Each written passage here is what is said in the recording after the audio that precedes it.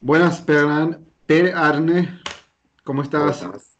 Muy bien, gracias. Muy bien. Bueno, para los que están viendo este video, hoy tengo el gusto de hablar con Per Arne Glorvigen, Muy bueno. bandoneonista, compositor, y estamos charlando Buenos Aires, Oslo, ¿verdad?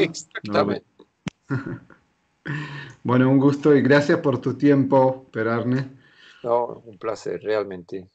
Em, Me gustaría que nos cuentes un poco de tu historia con el bandoneón, con la música, cómo llegaste a este instrumento ¿Mm? estando en Noruega. Yo llegué tarde a la música en general porque empecé recién a los 12 años con guitarra eh, y a los 13 con el acordeón y pasé toda mi adolescencia en el campo en Noruega tocando esos dos instrumentos. Ujú, Um, y hasta que hice mi educación universitaria, digamos, el Conservatorio Nacional Superior de Noruega en el acordeón, ujú, tocando todo, música barroca, hasta contemporáneo, el acordeón clásico.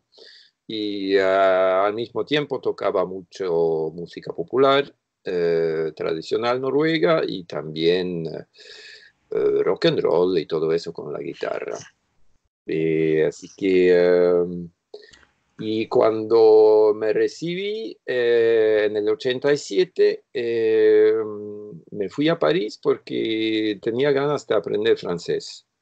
Y ahí, cuando al final de mis estudios en Oslo tenía dos discos que estaba escuchando mucho, era el disco de Piazzolla, Zero Hour, Tango Hora Cero, que había hecho en Nueva York con su ujú. quinteto, y era el primer disco del trío de Mussolini, Beetleman, Caratini.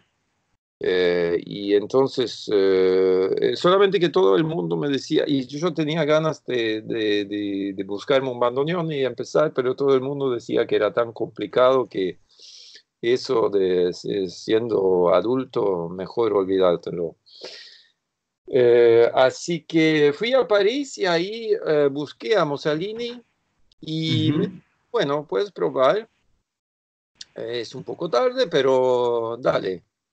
Y justo ahí él iba a empezar, ¿Qué edad tenías cuando yo empezaste tenía con...? 25 años. Ujú, Pero bueno, ya sabía música, pero y justo ahí Mussolini empezaba en Gennevilliers, abrió la primera clase, primera cátedra del bandoneón en Europa y ahí empecé enseguida.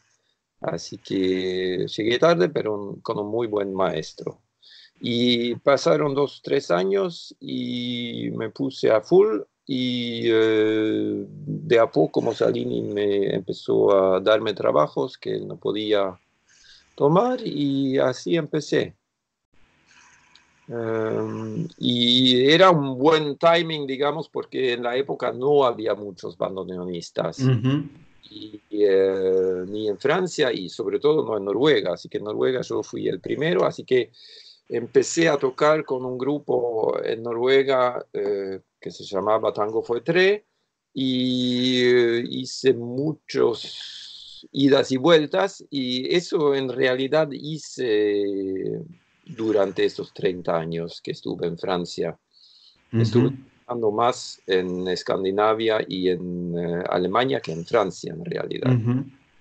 Eh, y bueno, en el 94, un poco por casualidad, tuve un trabajo en Holanda, era para tocar con el violinista Guidon Kremer, y desde ahí empecé una colaboración con él, que Ujú. empezamos a tocar Piazzolla sobre todo con un vínculo de músicos clásicos y desde ahí mi especialidad, digamos, era ha sido tocar con músicos clásicos.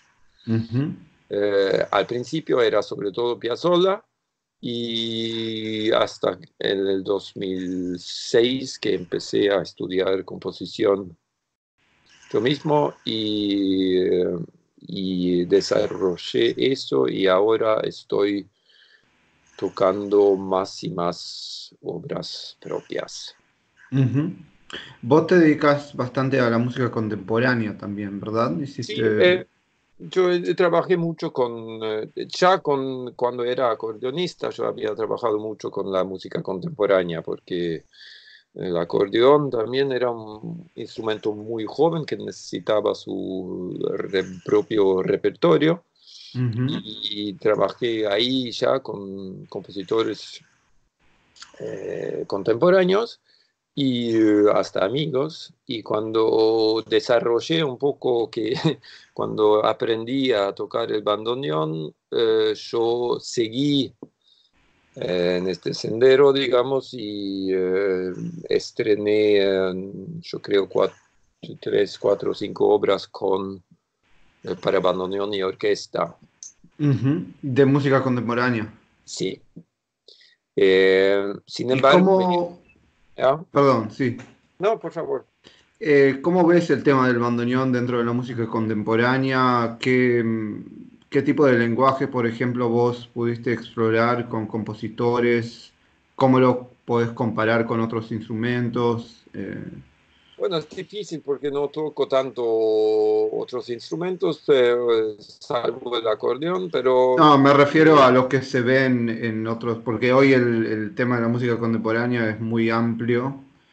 sí, Eh, y hay diferentes campos, digamos, que se aborda, diferentes conceptos. En qué aspectos se ve en el bandoneón y cómo vos los percibís. Si es yo algo que tiene más potencial, si está, hay más para explorar, siempre hay más para obviamente. explorar. Obviamente. El bandoneón, como sabemos, tiene un sonido que es muy llamativo y que interesa mucho a la gente, al Ujú, público y a los compositores y a los otros músicos. Así que, y yo creo que en la época post-piazzoleana que vivimos, la gente está buscando otras cosas, eh, ujú. porque, bueno, sabemos que el éxito de la música de Piazzolla es enorme y es fantástico haber tomado parte de ese proyecto un poco, es decir, la difusión de su música, pero sin embargo yo anoto que músicos hoy están muy, muy abiertos a un lenguaje todavía más moderno. Ujú. Así que no hay límites, no hay. Pero, por ejemplo, en las obras que vos tocaste, vamos a entrar un poco en este tema que me interesa. eh, ¿Se trabajó con aspectos tímbricos, con aspectos más armónicos, rítmicos, Eh, texturas, Todo, en todo? realidad. A todos los compositores les gusta mucho el timbre del bandoneón o los timbres. Y, y también traté es muy difícil, pero traté de explicar el teclado, ¿no? Ujú. De los cuatro teclados que hay y las posibilidades que puede dar. Pero eso es muy complicado para compositores realmente que están acostumbrados a escribir para instrumentos puramente lógicos, Ujú. digamos, como el O piano o lineales, lineales, digamos. lineares sí, con una lógica que es fácil de entender. Ujú. Digamos que el bandoneón no tiene. Sí. Cuando toco en Alemania, yo digo que ist die einzige unlogische deutsche Erfindung, la única invención ilógica alemana. Sí, bueno, igual, sí, yo creo que tiene bastante lógica, Tiene su pero sí, propia lógica, claro, pero claro que es... simplemente que no es lineal, no es consecutiva, no, entonces eso es lo que hace. Sí.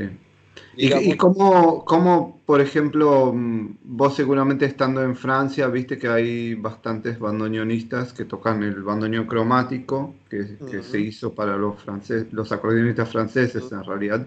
No sé si vos conociste ese bandoneón cuando querías empezar y cuál Sabes es que tu no, visión. yo estaba buscando un bandoneón cromático, pero no había. Era muy Ah, difícil de encontrar porque se parecía mucho al sistema que yo tocaba con el acordeón de botones, ujú. pero no existía. Y además yo quería aprender el El que verdadero, tocaba ¿no? Piazzolla. Sí, y por suerte, bueno, digamos, el repertorio, o 95% del repertorio del bandoneón se desarrolló con el bisonor, Claro. el modelo que se toca en la Argentina. Ujú. Y por eso finalmente yo opté por ese modelo. Sí, sí, yo también siempre cuando me encuentro con gente que está, muchas veces hay gente que empieza ya músicos y Mm. buscan el bandoneón cromático y está, seguramente sé que hay muy buenos intérpretes, pero la realidad es que lo que conocemos como tradición del bandoneón y como las obras hechas, están todas hechas con el que se llama bisonoro diatónico, que en Mm. realidad es cromático, pero está Sí, sí. basado en sistema diatónico. Mm. Eh, y entonces terminan tomando el bandoneón cromático, tratando de hacer o hacen lo que se hizo con el bandoneón Claro. diatónico. Y entonces yo creo que si se aborda el bandoneón cromático sería interesante si alguien viene con alguna propuesta nueva, con algunas posibilidades que realmente son propias del instrumento. Eh, Mm. Lo que pasó es que cuando empecé la composición yo descubrí que el bandoneón modelo nuestro es fantástico para encontrar un lenguaje original, digamos. Ujú. Es tan poco lineal, como decís, que se puede, que incita más a la creatividad que si hubiera, que cuando yo tocaba el acordeón, por ejemplo. Ujú. Así Ujú. que Muy interesante. Em, trato de, me digo que, bueno, pasamos tantos años ahora tocando, tratando de tocar variaciones escritas por pianistas y Ahora que toquen ellos. los dedos con el tercer bandoneón de las variaciones a fuego lento, ¿viste? Que es horrible tocar. Yo trato entonces de componer muy idiomáticamente, digamos, para el teclado de bandoneón. Ujú, ujú. Y trabajo así. ¿Podrías comentar un poco de tus proyectos? Bueno, tenés mucha trayectoria, pero hace poco sacaste un disco y contanos bueno, del disco y de otros proyectos que estás haciendo. Sí, el disco es mi música para violonchelo y bandoneón. Mm, En principio, son dos obras para esa formación y una obra que es un doble concierto para cello, bandoneón y cuerdas. ujú. Grabé con la Orquesta de Cámara de Noruega y Andreas Brantelid en el cello. Eh, Y que es muy interesante el concierto, recomiendo por los que no, mm, el disco, los que no escucharon. se llama, Em, el concierto se llama Dos Noruegos en Buenos Aires. bueno, te quería preguntar, empecemos con esto. ¿Cómo se sienten dos noruegos en Buenos Aires? Muy bien. Muy bien. Todo, aunque aumentaron los precios, es más barato que Noruega. sobre todo Es el más vino. barato que Noruega, Sobre sí, todo el pero vino. el vino. Pero la Así que, pregunta, por no, no, ejemplo, en términos de mentalidad, me imagino que es muy diferente el quilombo sí, de la calle el y todo eso. ruido. Ruido, sí, la eh, contaminación, la polución. y todo, pero también el encanto, ¿no? Lo Mm, imprevisto, la amabilidad de la gente, la buena comida, el buen vino, todo eso, toda la latinidad, mm. digamos, que no tenemos en los países nórdicos. Eh, pero era más, ese título era más un comentario a Gershwin, ¿no? Que hizo Un americano en París, Ujú. de inflación. Eh, Y con respecto a la inspiración por el lenguaje del concierto, porque uno aborda una composición así para bandoneón, cello y orquesta, mm, obviamente que tiene que elegir un lenguaje, más allá que eso obviamente tiene una inspiración tanguera, mm, también no solamente tanguero, sino bueno, el lenguaje armónico, rítmico, cómo se mm. encara la orquestación. ¿Qué te inspiró y cómo vos lo Bueno, pensaste? cuando quise empezar la composición, también llegué muy tarde a eso, a los 42 creo que empecé. Eh, Estaba muy consciente de una cosa que quería un maestro de composición que no sabía nada de tango, Ujú. que era puramente un compositor cualquiera de música contemporánea y tuve la suerte de estudiar con un maestro francés que se llama casi tango, se llama Tanguy. Tanguy. Pero eso era la única similaridad con el tango. Él no sabe absolutamente nada de tango por ejemplo, cuando yo empezaba a hacer ornamentos típicamente de bandoneón, los octavas, por ejemplo, tocamos mucho con octavas, ¿no? Y me dice, ¿por qué haces octavas? Si en tu teclado te puedes hacer una novena, una séptima y completamente. Y eran justamente cosas así que yo buscaba. Mm, Y él, además, él me dijo, yo vine con algunos acordes, un tema, muchos acordes, y me dice, pero vos sabés que para escribir una pieza necesitas solamente un acorde. ¿Cómo? Dije yo. Después, y me mostró cómo hacer permutaciones, digamos, con un solo acorde, cómo ujú. tratarlo y así tener un tono que es un centro, así se puede decir que es un centro tonal casi, Ujú. pero igual esos acordes no tienen mucho que ver con la tonalidad, con Sí. mayor, menor. Así, desde ahí empecé. Para mí él fue un buen maestro y músicos, mi música acá entre la música contemporánea en el tango. Muchos músicos o compositores de música contemporánea dicen que eso es una broma, es demasiado simple. Mm. Y muchos tangueros dicen eso es demasiado complicado, eso es música contemporánea. Así Quiere que decir que estás en un buen lugar. Si no estás- puede ser. Yo no soy, también estudié orquestación con uno que se llama Connesson, también un tipo muy, muy capaz en París.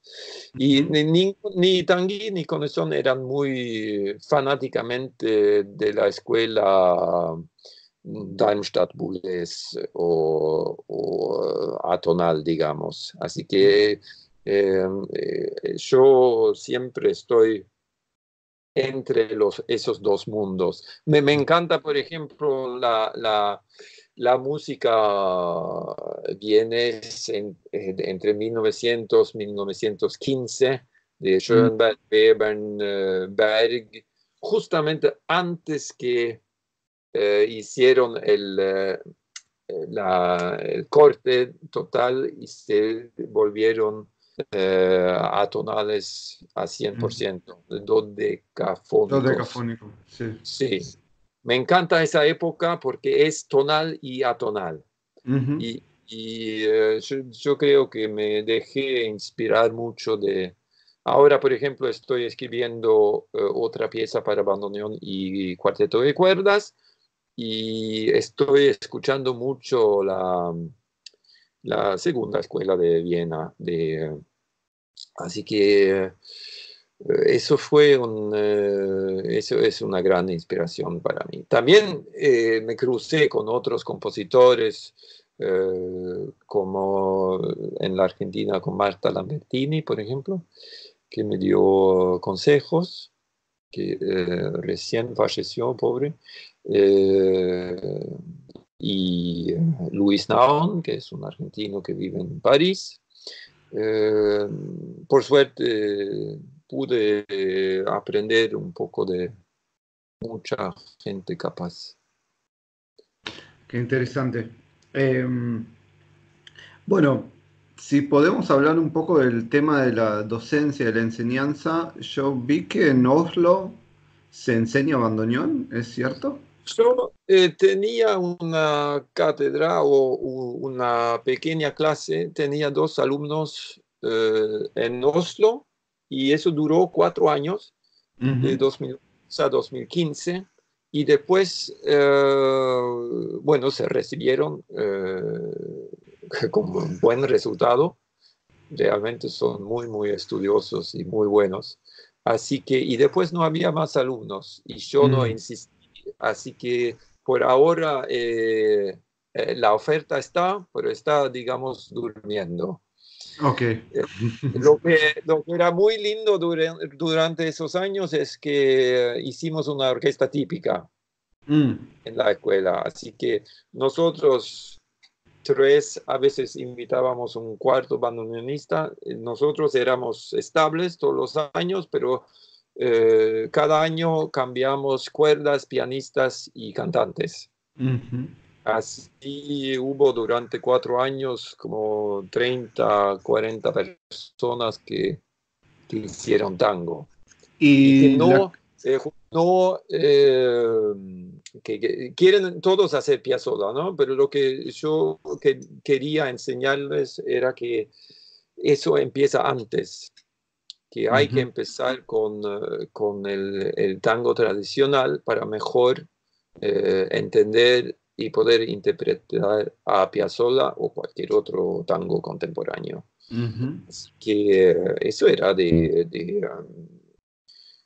hacer todo el repertorio clásico, digamos, Troilo y Pugliese, sobre todo, que para mí son las dos orquestas más grandes.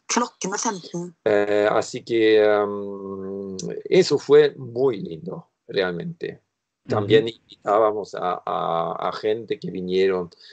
Vino Cristian Zárate y Leonardo Sánchez, vino Leonardo Ferreira, vino Mussolini también. Hicimos pequeños festivales de tango y con muy buena onda. Ahora, si algún alumno quiere venir a Oslo, estoy abierto. Yo creo la escuela también. Los estudios son gratis, o Ajá, sea, son gratis. no cuesta nada. O sea, si algún El único problema argentino es que Oslo está muy cara. O es como muy yo digo, cara. Oslo no, o Noruega no es cara si no dormís, comes y tomás.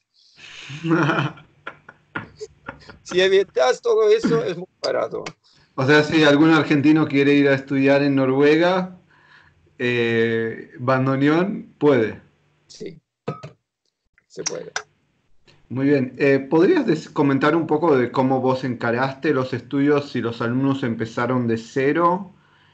¿Cuántos años duró la carrera? ¿Qué material? ¿Cómo lo organizaste? ¿El plan de estudios? Los estudios es un bachelor, quiere Ok. decir son 4 años Ujú, y se puede prolongar hasta un máster, o sea, 6 años. ujú, Lo que yo hice hace muchos años, en los años 90, yo convencí a un acordeonista pedagogo muy, muy brillante de otra ciudad de Noruega que se llama Trondheim. Él se llama Simonsen. Y Simonsen ya era grande, tenía casi 50 años, pero se fue a París, empezó a estudiar como Salini y volvió a Trondheim y empezó un trabajo fantástico y tuvo 3 alumnos realmente remarcables que empezaron desde chicos con el ujú, y 2 de estos 3 eran los alumnos que yo agarré. mm. Era un poco malo de mi parte porque yo dejé a él hacer todo el trabajo duro, ¿no? Yo los tomé cuando tenían 19 años, eran ya brillantes músicos, ¿no? No, Ujú, pero en serio, Simonsen hizo un trabajo fantástico. Y por eso, porque yo ya había enseñado chicos en Francia, en el mm, Batallón, y veía las dificultades, sobre todo cuando tenés alumnos que no estudian, es algo que nos pasa a todos. Y yo me dije, si voy a enseñar otra vez, va a ser en otro nivel. mm. Sobre todo que con otra motivación de los alumnos. Así que así fue que empecé con estos alumnos y bueno, trabajábamos el repertorio de orquesta típica, muchos solos y también trabajábamos con, un poco con compositores alumnos de composición. Ujú. Eh, y así se armó, y mucha música de cámara, ¿no? Por supuesto, el quinteto estilo Piazzolla, pero otras cosas también, dúos con guitarra, dúos con cello, distintas cosas. Y además ellos recibieron la enseñanza que todos recibieron Sí, sí, obviamente. historia de música, de solfeo, de teoría, de todo. Así que O sea, están. estos alumnos ya entraron tocando bastante, ya tenía toda la base técnica, no es que tenían que... Y ahora son profesionales, ¿no? Claro, sí, sí, sí. Así que eso fue 4 años muy lindos y ahora no hay alumnos. Yo entiendo muy bien, sobre todo alumnos de Europa, entiendo muy bien que quieren ir a o París o a Buenos Aires, donde hay realmente mucha movida, ¿no? Para el Ujú, bandoneón. sí. Y, si alguien quiere venir en la otra dirección, desde la Argentina hasta Noruega, ¿por qué no? Hay muy, muy buen nivel de todos los otros músicos, Sí, estudiantes, así que es muy fácil armar grupos con muy buena gente.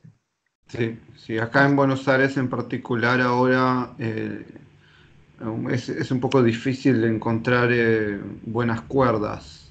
Mm, Si vos te das cuenta en la mayoría de los grupos, por ejemplo en el ambiente del tango, eh, los que necesitan buenas cuerdas en general vienen europeos, norteamericanos, etcétera, para tocar, porque está, bueno, hay una sí, falta en la formación todavía. sí, y hay buenas cuerdas argentinas, pero se van afuera muchas veces. Y como en Rusia, es el mismo problema de esos países que tienen una gran cultura, pero que es medio problemático hoy vivir Ujú. de su... Sí, Eso sí. pienso. Así que es eso en Noruega no hay problema, hay miles de Bueno, buenas cuerdas. te hago dos preguntas que hago siempre. La Mm, primera es lo que le pasa a mucha gente que dice, en casa me sale y cuando mm. voy a tocar no me sale. Ah, a Entonces, mí no la me gran... sale ni quizá ni cuando salgo a tocar. Ahí no hay problema, porque vos sabés, si no sale en casa no va a salir ahí también. A Eh, mí toca en el ascensor en la casa, en el edificio donde vivís, justo entre los dos. Entonces, la pregunta, esa pregunta que está relacionada muchas veces a los nervios de tocar en vivo, pero también en general a la preparación para el concierto. Yo sé que vos también tocaste, bueno, solo, mucha música de cámara, con orquesta, son muchas situaciones diferentes. ¿Qué consejos podés dar? ¿Cuál es tu manera de prepararte para un concierto? Yo creo que yo no soy un muy buen ejemplo. Yo muchas veces tuve mucho problema con nervios realmente y también porque empecé a tocar con gente muy, muy capaz y bueno, en salas que eran un poco demasiado importantes para mí, etcétera, y en la época. Y uno va aprendiendo. Yo creo que es muy importante. Bueno, lo primero que es importante es de estudiar con concentración Ujú. y no perder tiempo. Es muy difícil hoy con todas las pantallas que uno tiene y es muy, muy importante de estar presente en lo que está haciendo y lo mejor que uno estudia en casa, lo mejor uno va a tocar afuera. Ujú. No es necesariamente una cuestión tampoco de horas. Eh, Estudiar 10 horas por día es seguramente muy impresionante, pero igual no es ninguna garantía. Si Sí, 7 de las 10 horas no estás concentrado, sí. no vale la pena. Yo creo que mucho está ahí. Hay gente que yo estoy tratando de hacer un poco de meditación, ahora mindfulness es muy a la moda de eso de estar presente en el momento Ujú. y eso es realmente la presencia durante los estudios. eh, Cuando uno estudia en casa es importantísimo. Y bueno, luego hay que tener un muy buen maestro o maestra, por Ujú. supuesto, que pueda ayudar y poco a poco aumentar las dificultades del material. Y luego hay que ir a tocar. Es muy importante Ah, tocar mucho. claro, hay que tener la experiencia de tocar. Y con, por ejemplo, con los alumnos que vos trabajaste, bueno, ellos empezaron de chicos, como vos contás, pero igual me imagino que hay situaciones en las cuales necesitaban alguna guía con respecto a al momento del Sí, vivo. ¿Qué estábamos consejos? discutiendo, a veces, por ejemplo, eh, podían, como yo, tocaban a veces de memoria y no se acordaban. En cosas así, en momentos así, es muy importante también tener un fondo analítico, ¿no? De la Ujú. música, saber Sí. qué acorde estoy, por lo menos en la música tonal, en qué acorde estoy, eh, sobre qué gama se puede hacer algo en ese acorde. Ujú. Si, por ejemplo, si tocas el concierto para bandoneón de orquesta y orquesta de Piazzolla, hay partes que se pueden mezclar con otras y es muy, muy importante ahí haber hecho un trabajo de fondo sobre la armonía y el desarrollo armónico de la obra. Sí, sí. Eso es también fundamental, ¿no? Sí, el Eh, trabajo del análisis, el conocimiento del material y también sí. conocer eso en el bandoneón, que ayuda mucho, ¿no? Porque Mm, uno puede tener una laguna y no sabe dónde está, pero cuanto más claro. conocimiento tiene, mejor se puede ubicar. Sí. Muy interesante. Y, y, um, y bueno, pero yo recién tuve el placer de tocar con un bandoneonista alemán, Christian Gerber, que es muy, Ujú. muy bueno. Y hacía 4 años que no lo escuchaba. Él también, como yo, empezó de adulto. Y yo dije, ¿cómo hiciste para desarrollar tanto? Estaba tocando muy bien. Y él dijo, toqué mucho. Toqué, hice milongas, hice orquesta típica, hice mucho, mucho, mucho. Y Ujú. eso creo que tal vez también, por supuesto, si tenés una buena base y empezás a tocar mucho, a tirarte. Y sobre todo, aceptar que hacemos errores. Eso es Mm, muy importante. es muy Yo importante. sigo haciendo errores hoy en día y es muy importante aceptar eso, que no Ujú. somos perfectos y sobre todo cuando nos enfrentamos con pianistas y violinistas que tocan como Muy bestias bien. Sí. y aprenden muy rápido y leen increíblemente rápido. Y es muy fácil quedarse con una sensación de inferioridad y sentir, etcétera, eso, el bandoneón es muy complicado, bla, bla, bla. Pero pues justamente por eso hay que pensar que el bandoneón tiene algo que la gente se vuelve loco con bandoneón, porque tiene ese sonido y ese encanto que es único. Ujú. Y bueno, no es lo mismo aprender o leer con el bandoneón que el piano, por ejemplo. Sí, sí, Y sí. tenemos que aceptar que es así y, dejar de al lado esa sensación de no soy bueno, simplemente porque en general toma un poco más de tiempo para nosotros Sí, aprender cosas. gracias, perdone por compartir eso, porque creo que es algo que muchos bandoneonistas viven, yo lo viví también, Mm, y escuchándolo de tu parte, con toda la trayectoria, toda la experiencia que vos tenés, creo que eso le da eh, mucha sensación de que a mucha gente que no está sola, que no es algo que le pasa solamente a uno, y nos pasa todo.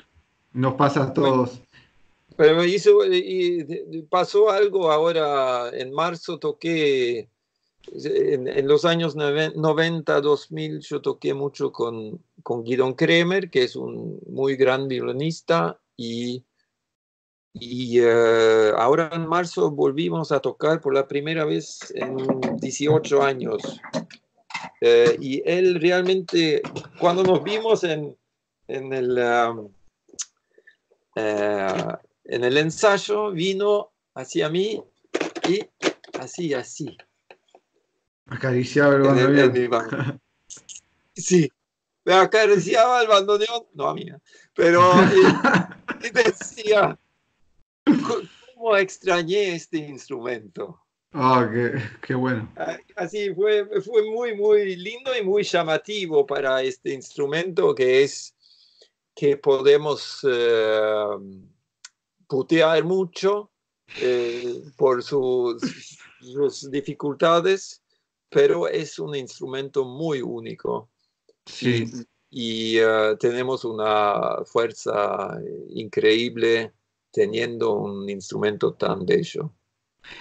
Se me surgió una pregunta ahora antes de la última, relacionada a eso. Vos que tocabas el acordeón ¿Y qué es lo que te parece que es tan atractivo en el bandoneón? Porque es realmente increíble que uno va a tocar en lugares donde la gente no conoce, nunca escuchó, y en general todos quedan muy fascinados, mismo músicos con mucha experiencia, público que no tiene idea.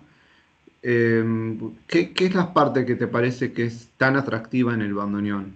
Es el sonido. Primero es el sonido, ¿no? O los dos sonidos, de mano izquierda, Sí. mano derecha, que es tan llamativo y la mano derecha que hace pensar un poco a una armónica o ese sonido tan puro Ujú. y luego es la manera de tocar que se Mm. desarrolló en Río de la Plata, ¿no? Ujú. Rítmico y también, digamos, rítmico a la manera de la fila de Pugliese, ¿no? Ujú. Y melódico a la manera de los solos de Piazzolla, por ejemplo, de Troilo, es Ujú. notas largas, Troilo que empezó a tocar el bandoneón como un instrumento de viento, Ujú. con esos solos que eran nada virtuosos, pero eran simplemente lindos. Sí, la Y, parte y- plástica y- también del instrumento, del sí, movimiento del instrumento, ¿no? sí. Así que es un poco de todo eso, el sonido, los sonidos y también la manera de tocar el instrumento que se desarrolló. Y eso yo trato de usar siempre en mi música cuando escribo, porque me parece que es la mejor manera de usar el bandoneón, la manera más eficiente y la manera más musical. Yo no hago como hizo ciertos profesores de bandoneón clásico en Buenos Aires que negaron toda la escuela tanguera, digamos. Yo creo que para mí la manera más eficiente de usar el bandoneón es la manera tanguera y es mi point de départ, mi punto De de vista. ánimo cuando compongo. Ajá. Sí, es interesante. A mí me llama bastante la atención también.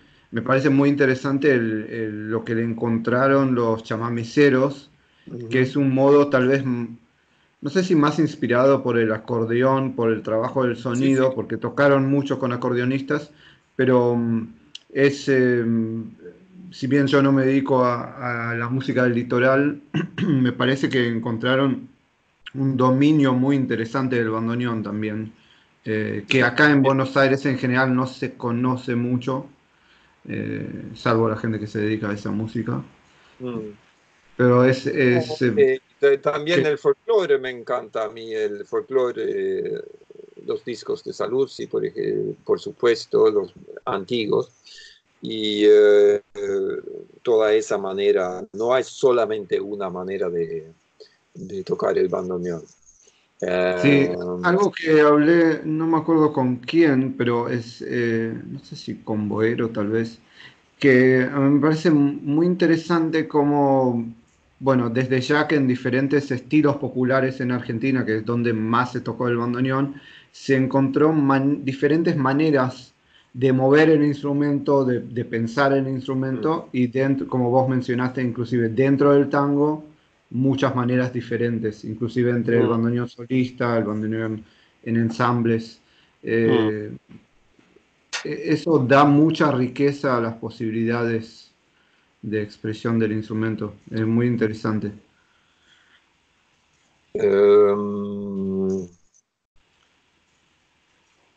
No, no,